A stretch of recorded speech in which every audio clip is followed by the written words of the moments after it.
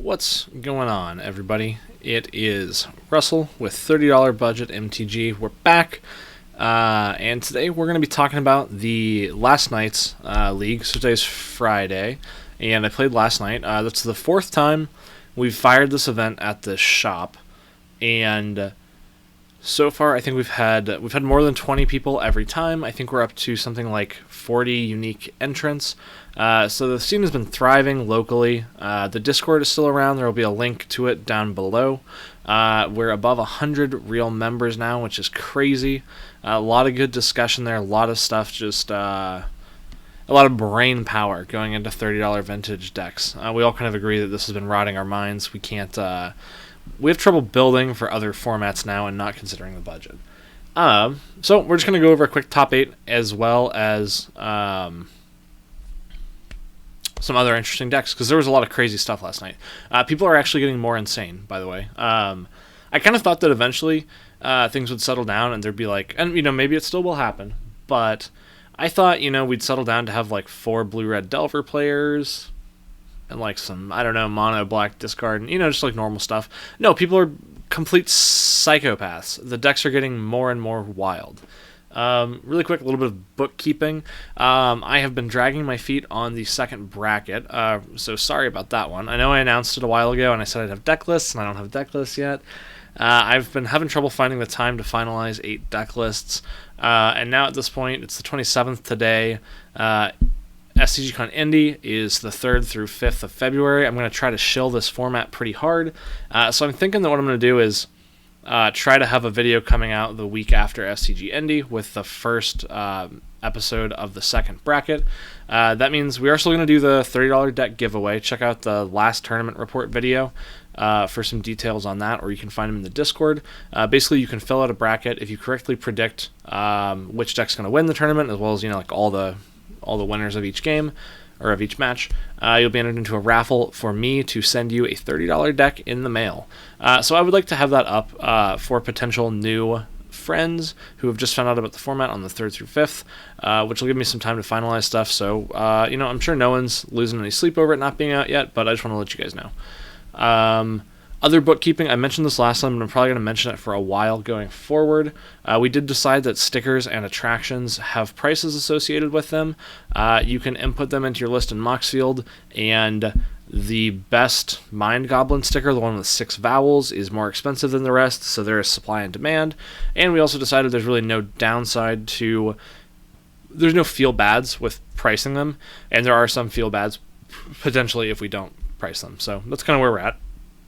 So for you fans of Muxus or Mind Goblin or what have you, you got to pay a little bit extra money. I think a sticker set is like $1.50. You'll be okay.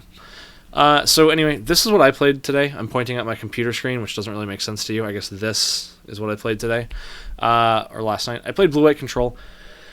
I modified Corey's list that we used in the first bracket, and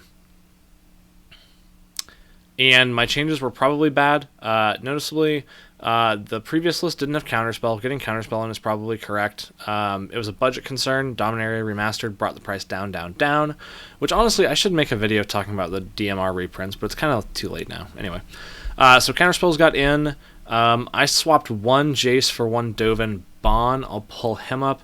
I actually really liked him. It was nice being able to have 2 Planeswalkers in play for 4 mana each. There's also a Gideon. Corey's a big Gideon believer, so I didn't cut that. But sometimes you draw 4 Jaces, and it's like, well, one of these could be a Dovin Bon. I don't know. I liked it. He was testing, when I borrowed the list, he was testing out Sphinx's Rev.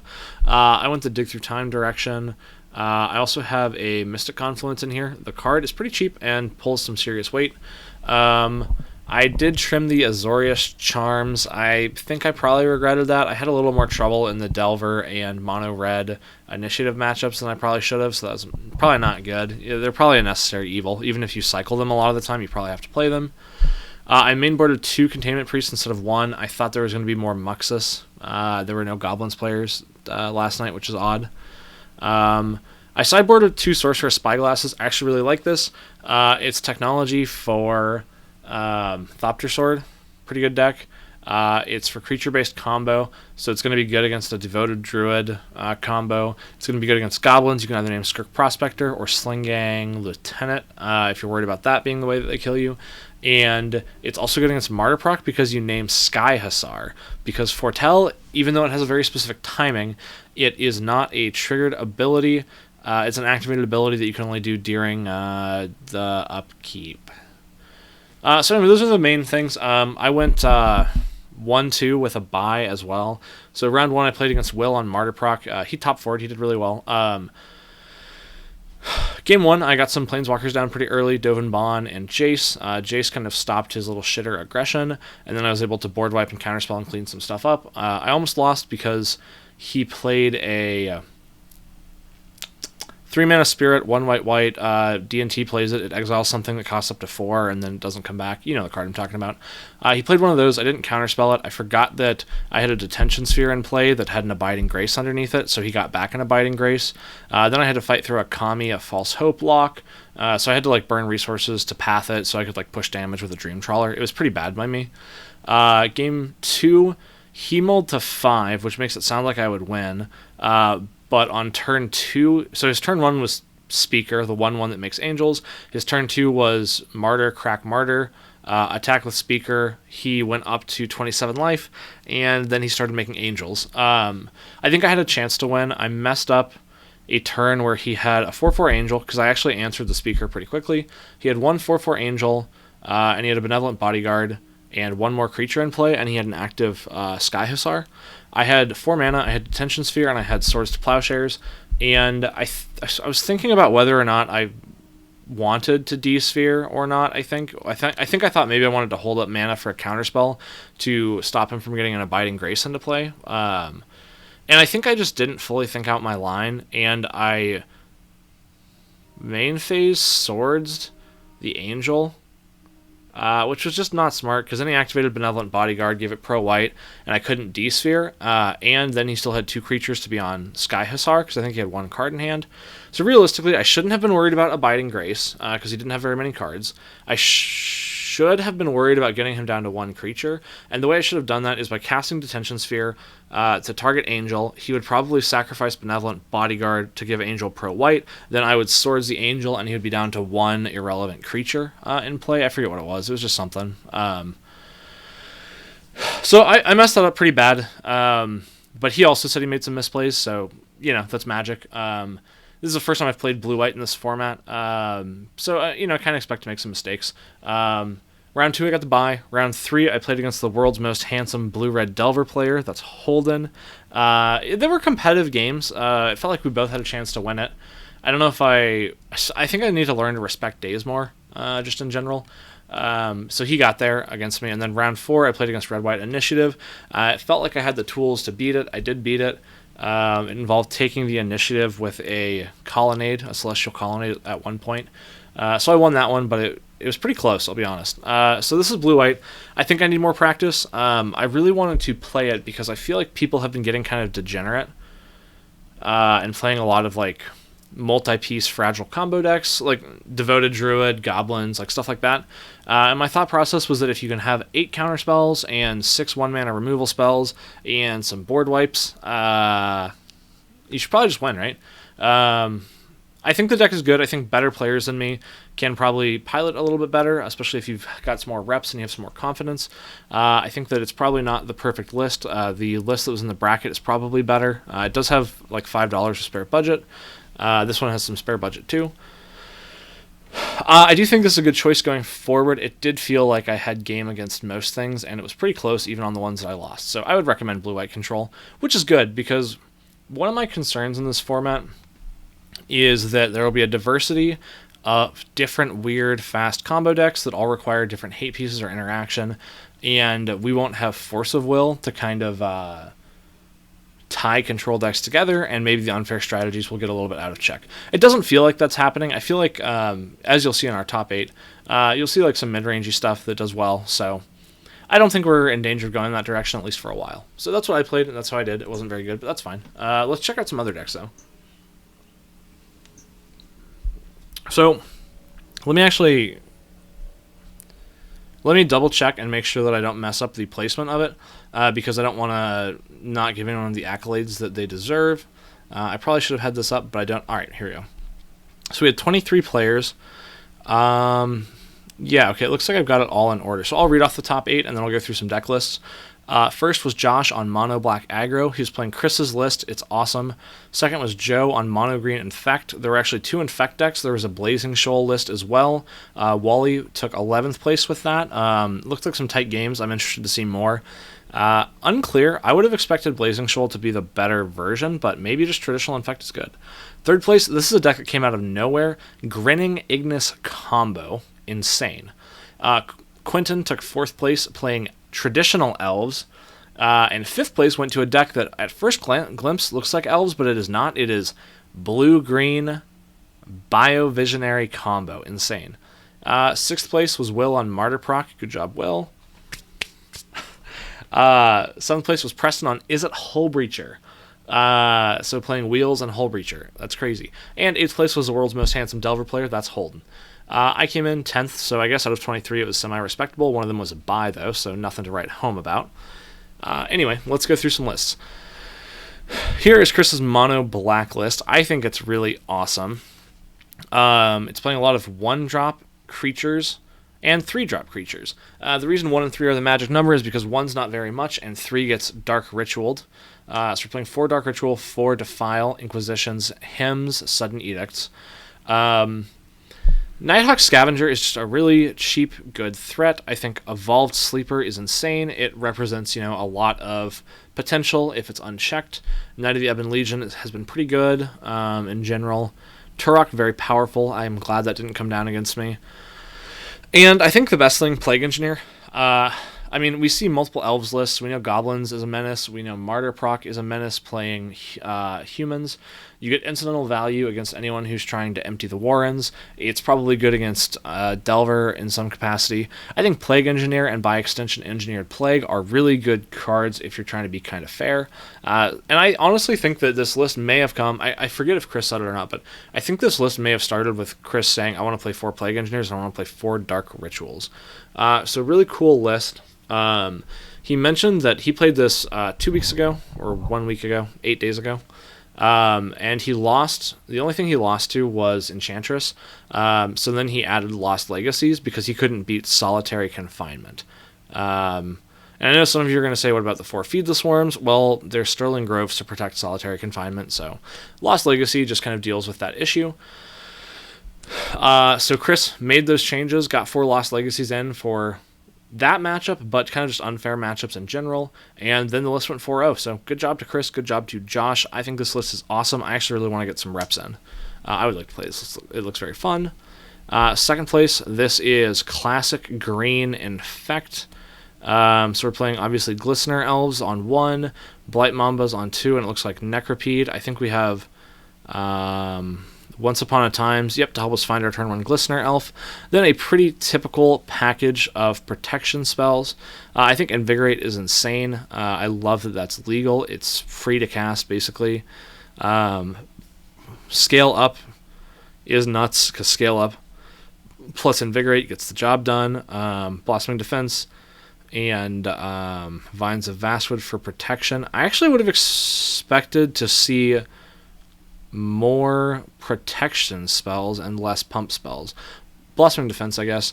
And I guess you can't forget that if your opponents are playing Bolt, then Mutagenic Growth and, Embiggen are like protection spells. It's not all Swords to Plowshares. So really cool to see this deck do well. Reverent Silence, I think, was a piece of technology that he was excited for because he lost to Enchantress as well last week, and it's nice to know that there are these cards to hate out things like that if those kind of linear, narrow strategies get too good. So good job on this list. Really quick, I'm going to show you Wally's Blazing Shoal list as well.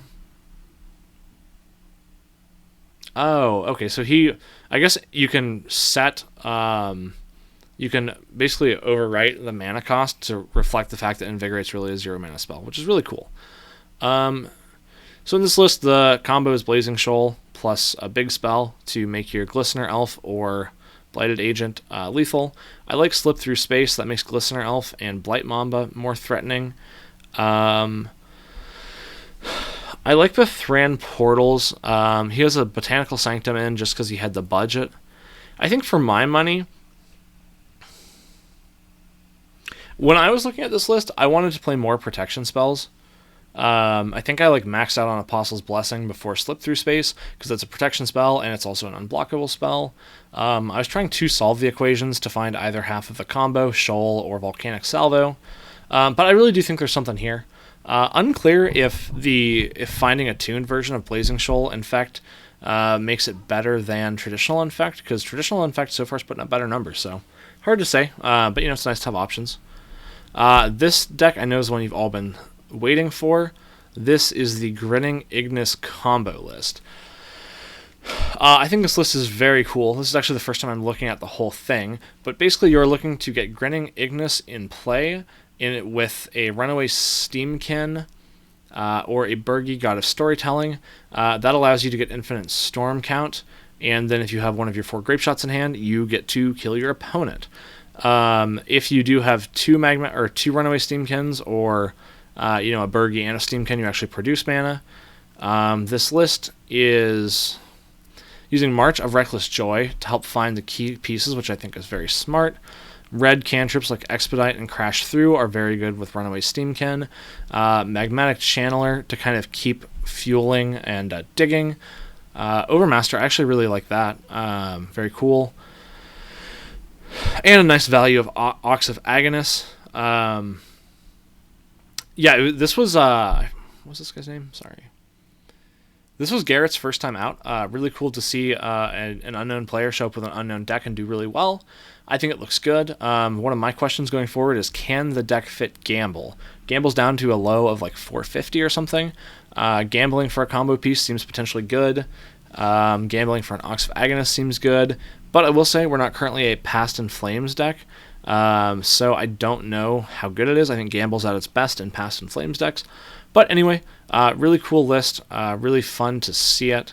Congratulations to Garrett. Here we have Traditional Elves. We have, a lot of the budget going onto Priest of Titania, which makes Lead the Stampede a lot better. We also have Quarian Rangers to untap them. Curious to learn why 2 Quarian Rangers. I would expect to see 4 Quarian Rangers if we're that in on the Priest of Titania, but I didn't play this list. I didn't top 4, so what do I know? Timberwatch Elf, also good with Quarian Ranger. It seems like that's the primary win condition. Couple things you can consider for this list. One card that I really like, it's a Pauper Elves card now, is You Meet in a Tavern. It's 4 mana. It's like a hybrid Lead the Stampede overrun, although it may not give trample. I think that card's very interesting and worth testing. I did not realize Fyndhorn Elves were over $1 each wild. But overall, I love seeing Elves. Very cool deck. I will say this is another point for Engineered Plague and Plague Engineer. More cards more decks that are soft to it. Here we have Druids. This list is crazy. So I did not even know this card. That's crazy. Guiltleaf Archdruid. What a commander card. This is a commander deck. Holy cow. So all your Druids cantrip, and it looks like most of our Elves are also Druids. And if you can get 7 Druids, you get to make your opponent lose the game, kind of. This is crazy. Light Blue Splash for Coiling Oracle. And the magic trick is you're playing Biovisionary, which it is a wizard, so, not a Druid. But the combo is Biovisionary, a bunch of Elves in play, and Infinite Reflection to make multiple copies of Biovisionary. And you have 1 copy of Primal Surge because your deck is all permanents. And if you cast the Primal Surge, which is 10 mana, but I guess this deck does nothing but make mana, right? Then you get to win the game, right? Because you put in a bunch of creatures and some Infinite Reflections, and you win the game at the beginning of the end step. So I guess the only thing that would stop that is Terminus, maybe, right? Really cool deck. Again, this is what I'm talking about when I say that this format is psychopathic. This deck was not on my radar at all. It looks awesome. It looks very fun to play. Very cool. Down here, this deck is also crazy. This is the first time I'm actually looking at it. I was talking to... we're skipping over Will at 6th, by the way, because you guys have seen Martyr Proc. I'm not showing that deck ever again.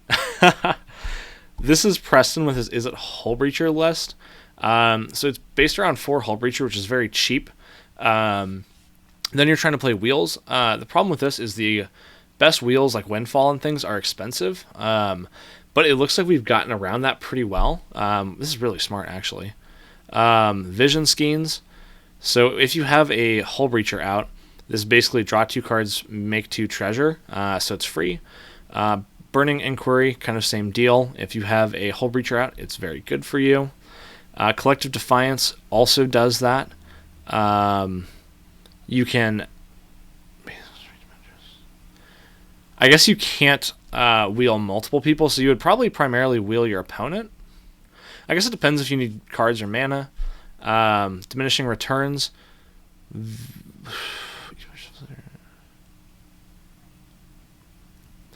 So it's a wheel with a downside, I think is what the exiling the top 10 cards is supposed to be.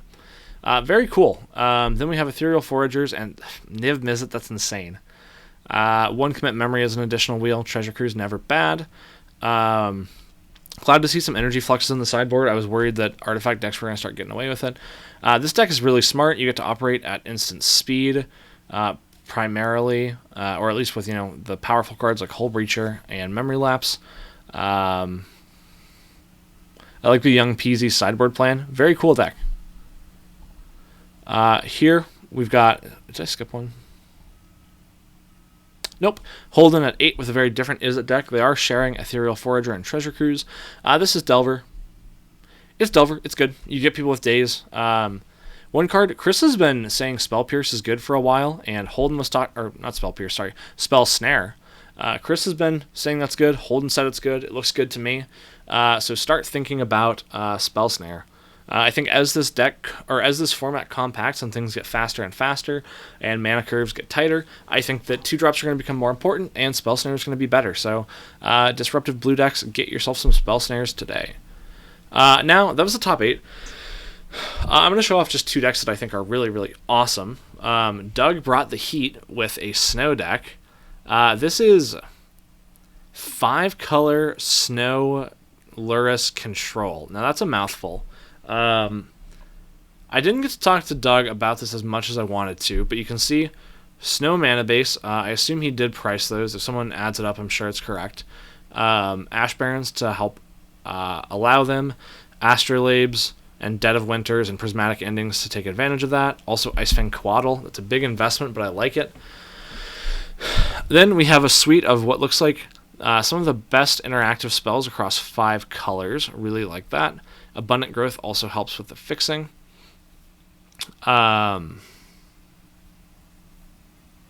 Is there an Abundant Growth from Aether Revolt that you can sacrifice to draw a card? You sack it to draw a card instead of it drawing the card when it enters.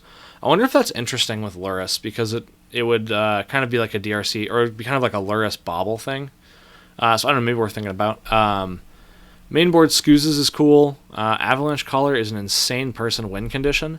I actually have a Peasant Cube where all the basics are Snow basics, because that powers up some cards and makes them a little bit closer to the power level that I want. I actually don't play Avalanche Caller because I think it's potentially too much damage out of nowhere. I think it's too good of a win condition, which makes it really exciting to see it here. I had to read this card a lot. You guys can read it with me.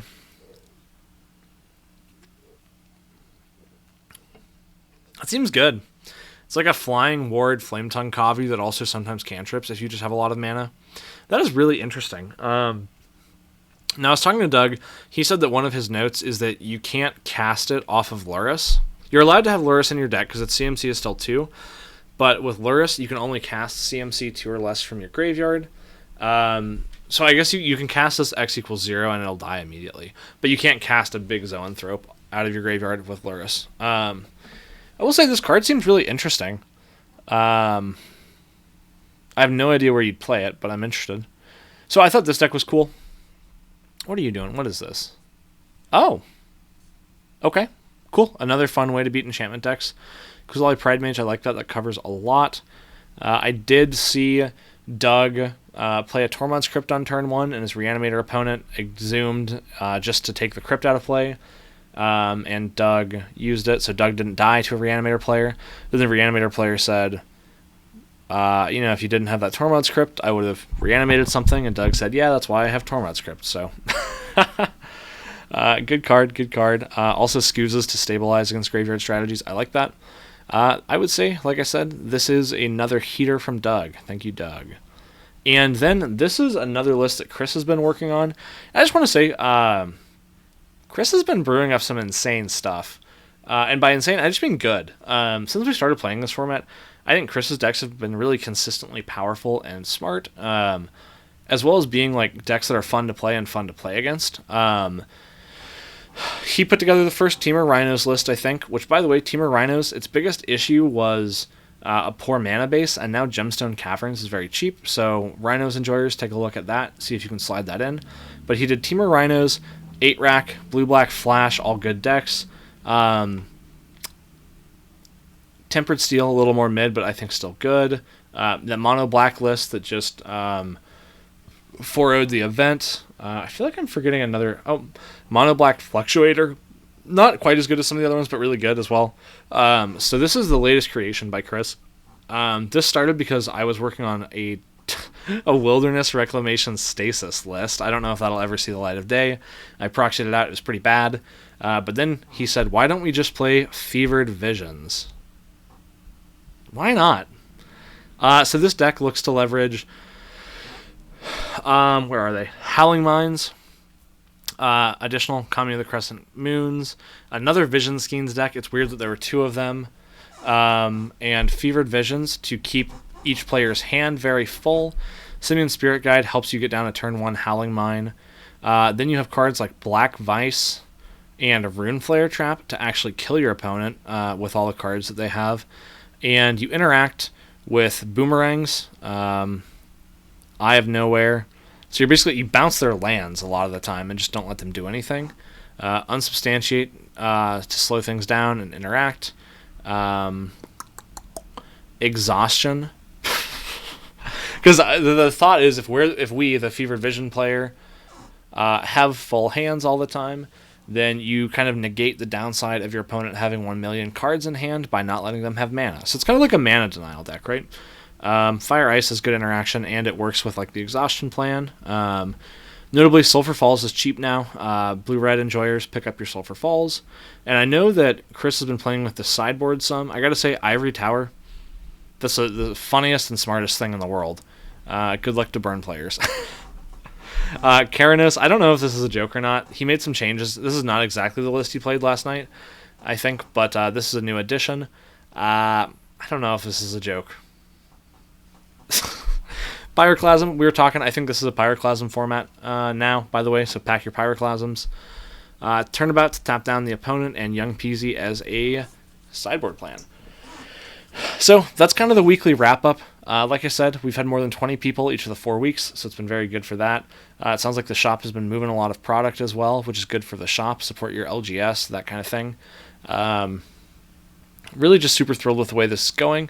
If you're interested in getting in on the fun, there's a link to the Discord down below. You can join us. Keep your eyes and ears peeled for the second season bracket, which will start, I don't know, someday. At this point, I've missed a couple deadlines, so I don't want to confirm. But I would say it's going to start shortly after I go to SCGCon Indy. Yep. Where I'm going to try to bring in some new blood, get even more people playing this format. I'm going to go out into the world and shill, or sow my seeds, however you want to put it. So thanks for tuning in. I hope you guys are enjoying these. And I do think that on Sunday I'm going to try filming a new style of gameplay content. I won't tell you what it is yet, because hopefully I can have that video out mid next week. But I'm excited to hear what you guys think. I think it's going to be interesting. With that in mind, I'm going to sign off, and I'll catch you guys next time, all right?